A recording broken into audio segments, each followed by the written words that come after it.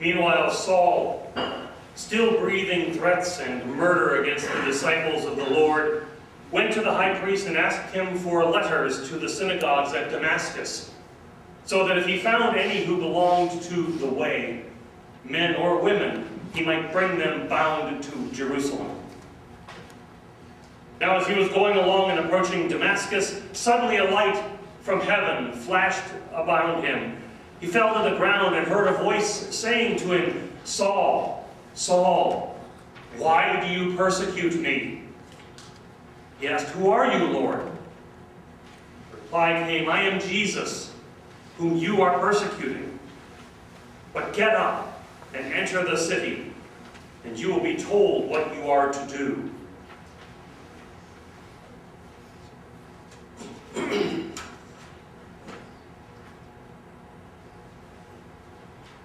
Gautama had led an extravagant life throughout early adulthood, reveling in the privileges of his social caste. But when he bored of the indulgences of royal life, Gautama wandered into the world in search of understanding. After encountering an old man, an ill man, a corpse, and an ascetic, Gautama was convinced that suffering lay at the end of all existence. He renounced his princely title and became a monk, depriving himself of worldly possessions in the hope of comprehending the truth of the world around him. The culmination of his search came while meditating beneath a tree, where he finally understood how to be free from suffering and ultimately to achieve salvation.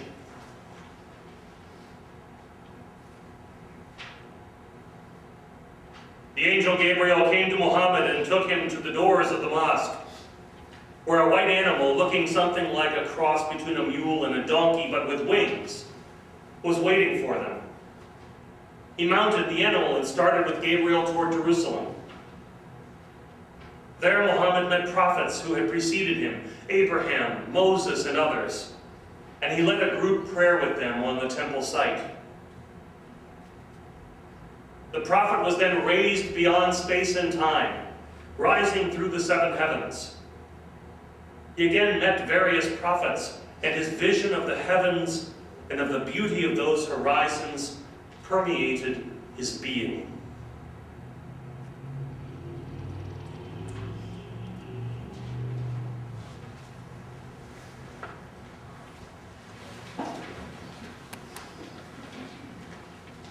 Most epiphanies are not nearly as dramatic as those reported by religious leaders throughout history.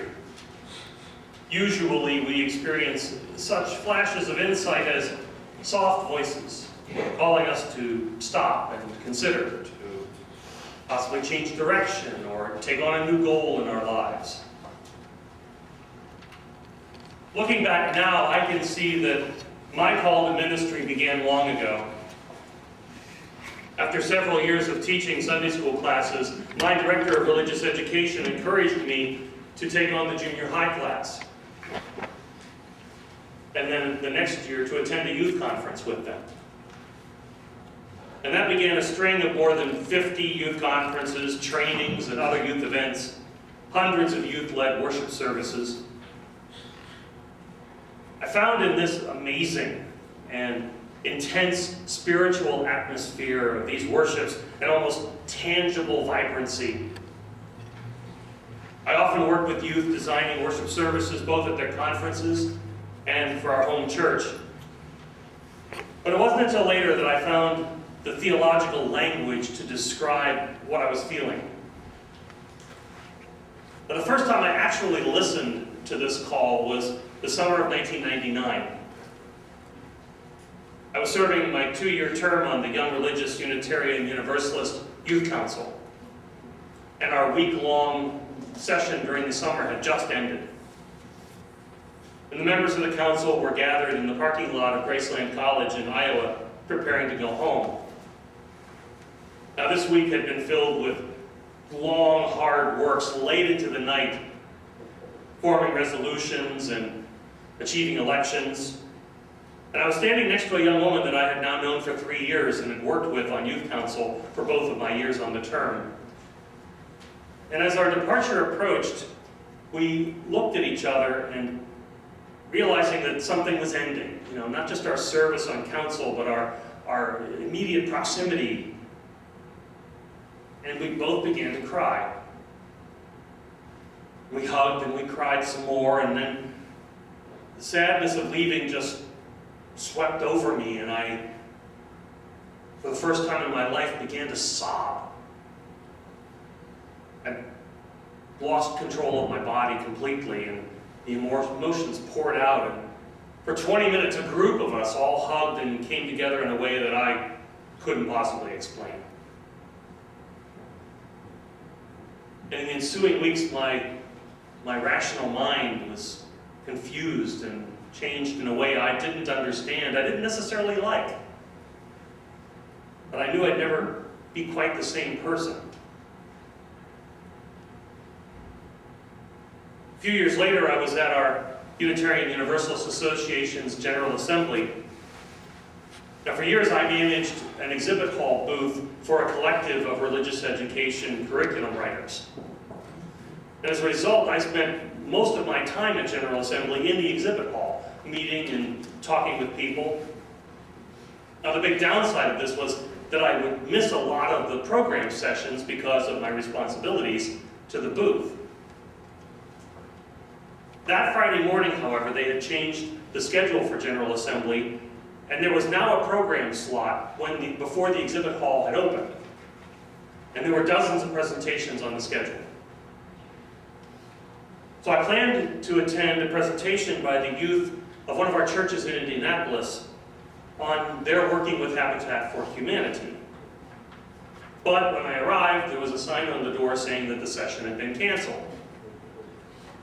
So I opened my program and looked at my second choice, because I'm that way. I have 2 and 3 choices for every session.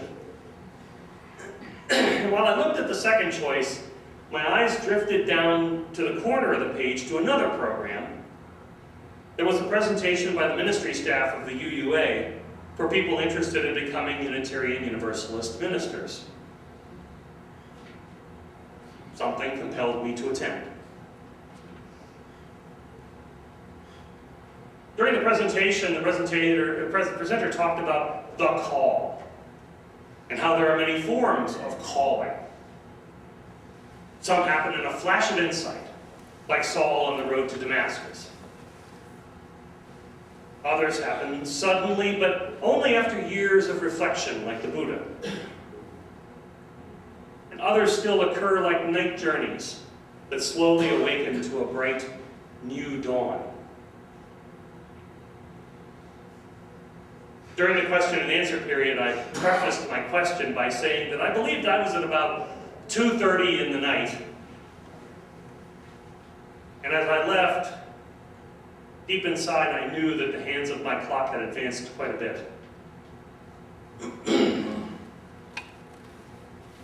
And when you called me to serve this fellowship, I arrived with lots of ideas and an openness to whatever my call would lead. And ironically, the Occupy Wall Street movement erupted on the national scene less than 2 months later. And therein ensued more than 4 years of participation in social action, from street corner protests to testimony before government bodies, locally and in Lansing, to trips to Washington, D.C. and Raleigh, North Carolina with Jody, to weekly blogs and monthly editorials in the local paper like the one this morning. With no warning, my call had beckoned me into public service, to making this a prophetic pulpit, not just to serve you, but to serve more than 500,000 people in our region. Which leads me now to the next evolution of my call, the sharing calling that I've developed with you and this fellowship.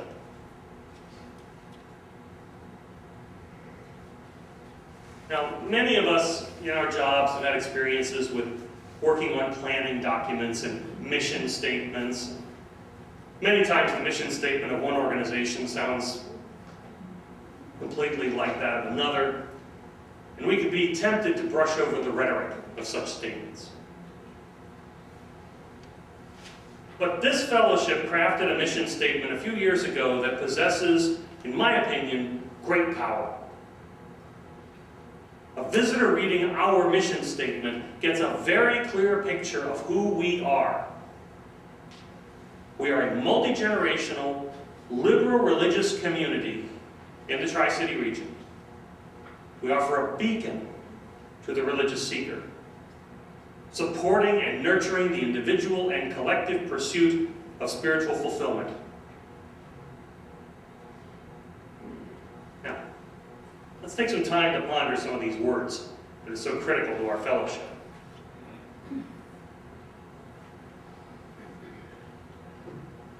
The first word of consequence in our mission statement proclaims loudly that this is a religious community for persons of all ages.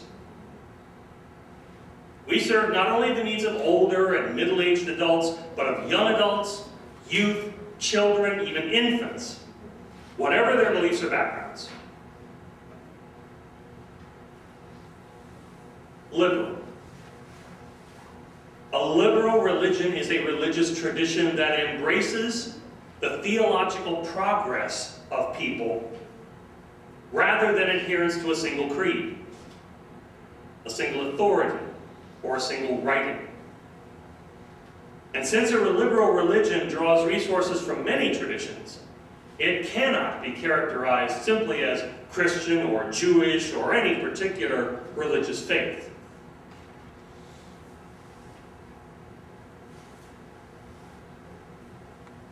When you called me as your minister, the word I heard most often to describe this fellowship was haven.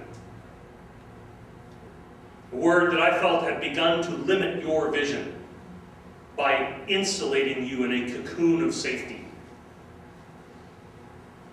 Your instructions to me to strengthen the public perception of this fellowship as a welcoming, growing, diversifying institution working to improve the quality of life for everywhere in this region. Now, these words are important, but I want to specifically focus on the last phrase of our mission statement: supporting and nurturing the individual and collective pursuit of spiritual fulfillment. Now, we should have little difficulty agreeing that we belong to this congregation in large part because we seek support and nurturing for our own individual spiritual fulfillment. What exactly do we mean, however, when we cite the collective pursuit of spiritual fulfillment? One might answer that might be that our collective pursuit of spiritual fulfillment is simply the sum total of all of our individual pursuits. I put it to you, however, that our collective pursuit of spiritual fulfillment is more than that. I believe that our collective pursuit of spiritual fulfillment represents our work to stand together, proudly and publicly, for certain principles and beliefs that we feel define us as Unitarian Universalists. Now, some of you may be Buddhist Unitarian Universalists. Some of you may be pagan Unitarian Universalists. You may be humanist Unitarian Universalist, or Jewish Unitarian Universalist, or Christian Unitarian Universalist, but we are all Unitarian Universalists.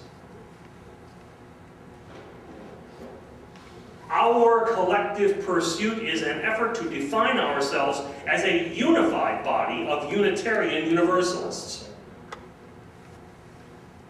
Our collective pursuit calls us to set aside the differences in our individual spiritual identities, our individual gender identities, our individual cultural identities. In fact, it calls on us to celebrate our differences, to embrace them and to honor them. anyone walking through those doors willing to work with us, to walk with us, to act in covenant with us, should feel completely welcome and utterly accepted for who they are.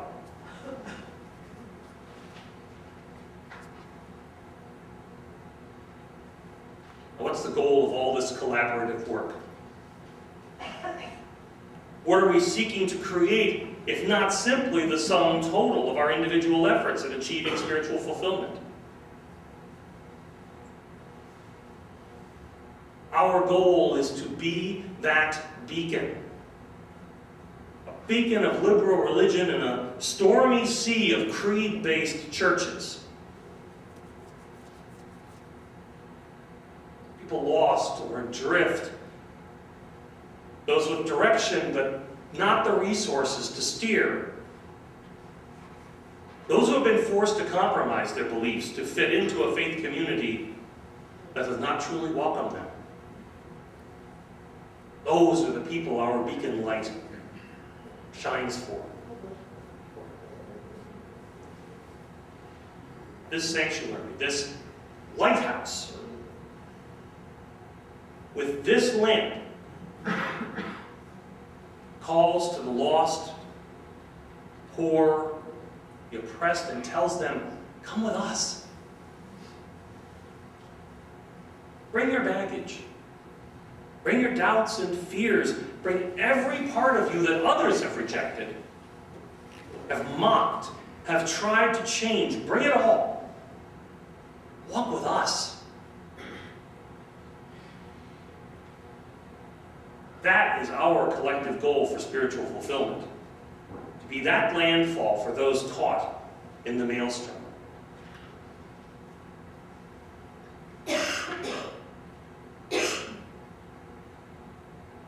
In 1770, the spiritual journey of Universalist minister John Murray came to an abrupt halt. His wife and child had died. He'd lost his position and his possessions. He fled England and debtor's prison and his ministry, and sailed to America on a ship called the Hand in Hand, bound for New York City. But a fog left the ship aground in New Jersey. And while on the shore, Murray saw a farmhouse with a small chapel beside it. A man named Thomas Potter greeted him and invited him to dinner. And that night, Potter showed Murray his chapel and explained his belief in a loving God who wanted to accept all people into heaven. And as they talked, Potter told Murray that he had built this chapel and was waiting for God to send him a minister, and that he believed Murray to be that minister. But Murray was determined to never preach again. So Potter offered him a deal. Today is Friday, he said. If your ship has not sailed by Sunday morning, will you take that as a sign from God and preach? Murray agreed. No wind blew, and the Hand in Hand did not sail. John Murray preached that Sunday morning in 1770, and the Universalist message of the power of love was born in America.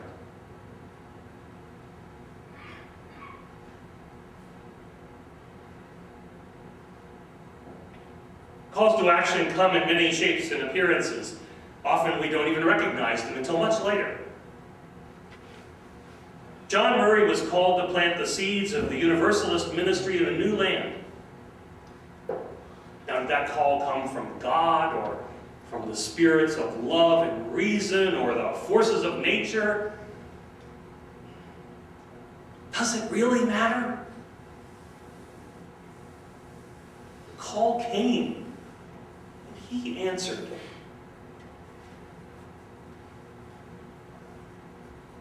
Our calling today peals loudly in these walls: respect, faith, reason, covenant, love. These are the building blocks of our collective spiritual vision. And we are called to beam that message into the world for anyone to see and to follow.